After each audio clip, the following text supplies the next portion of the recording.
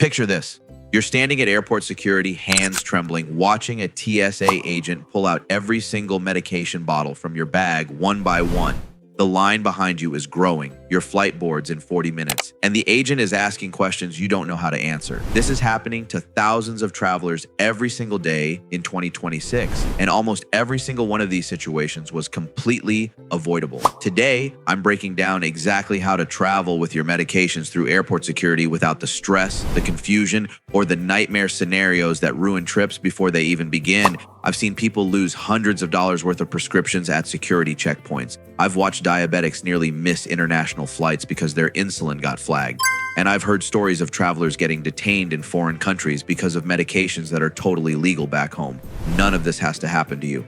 So let's get into it. First things first, and this is something most travelers get completely backwards. Where you store your medications matters just as much as what you're carrying. Here's the move that changes everything. Your most critical medications need to go in your personal item, meaning the smaller bag that goes under the seat in front of you, not your overhead carry-on luggage. Why does this matter so much? Because gate agents at packed flights will often pull full-size carry-ons to check them at the last second. If your heart medication or your insulin is in that bag, you just lost access to it for the entire flight. A small backpack or crossbody bag as your personal item keeps your medications within reach from takeoff to landing. This one habit alone prevents a huge category of travel health emergencies. Now let's talk about something the TSA website says versus what actually matters in practice.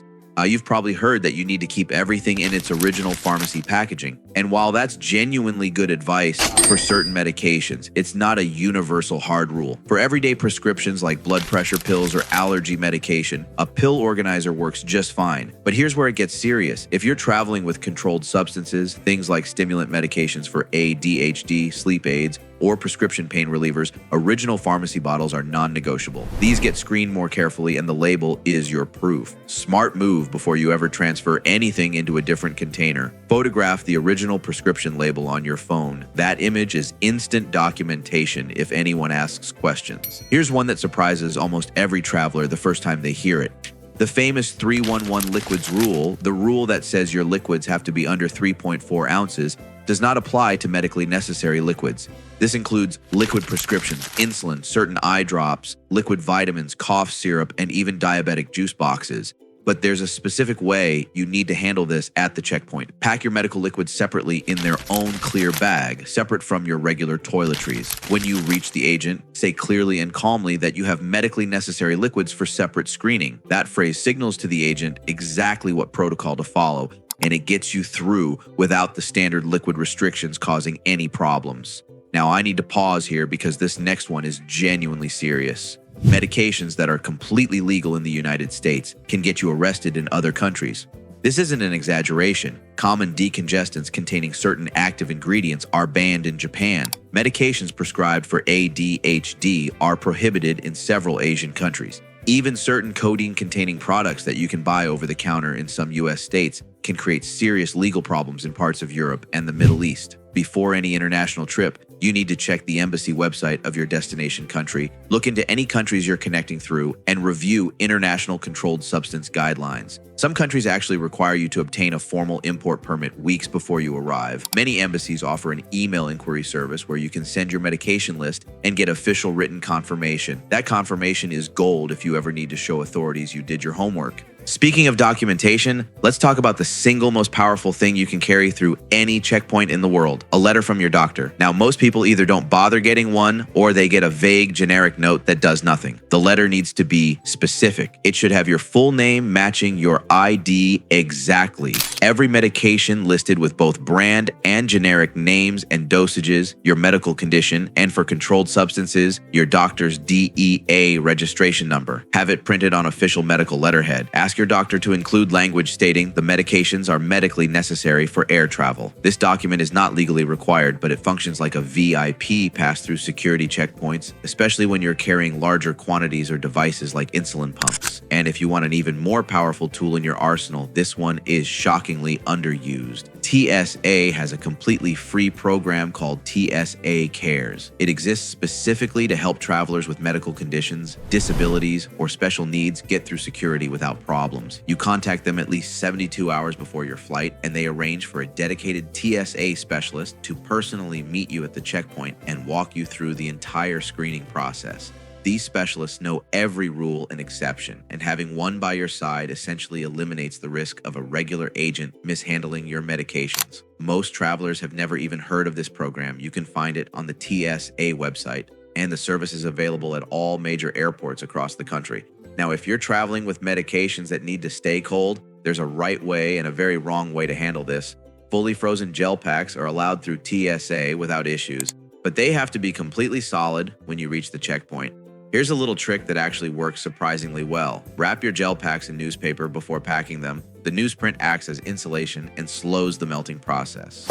For added protection, thermal cases with built-in temperature indicators are TSA approved and give you real-time confidence that your medication is staying within safe temperature ranges throughout the journey. Let's talk about what to do if you're wearing a medical device, whether that's an insulin pump, a continuous glucose monitor, or something like a pacemaker or a defibrillator. The key here is timing and communication. Do not wait for an alarm to go off. The moment you reach the agent at the podium, inform them immediately that you're wearing a medical device before you step toward any scanner. This single sentence shifts the entire interaction. Instead of alarms and confusion, the agent will move straight to offering you alternative screening methods like hand inspection or a wand.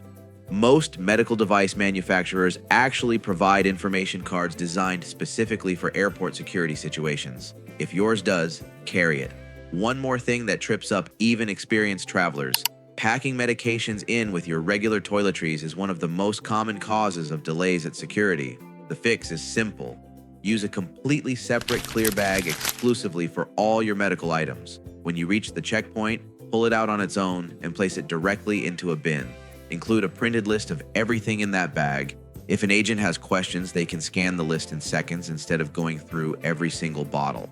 This system signals immediately that you know what you're doing and that these items are medical, which changes how agents approach your screening entirely. And finally, this one comes down to pure psychology. The majority of medication-related delays at security happen to people who are rushed and stressed. Build an extra 30 minutes into your airport arrival time, specifically as a buffer for medical screening. When you're calm, you remember to declare liquids properly, you communicate clearly with agents, and you don't react defensively when questions come up. TSA agents are human beings. When you're cooperative and organized, they mirror that energy. When you're panicked and reactive, routine screenings escalate into something far more stressful than they need to be. Preparation is the most powerful tool you have. So there you have it.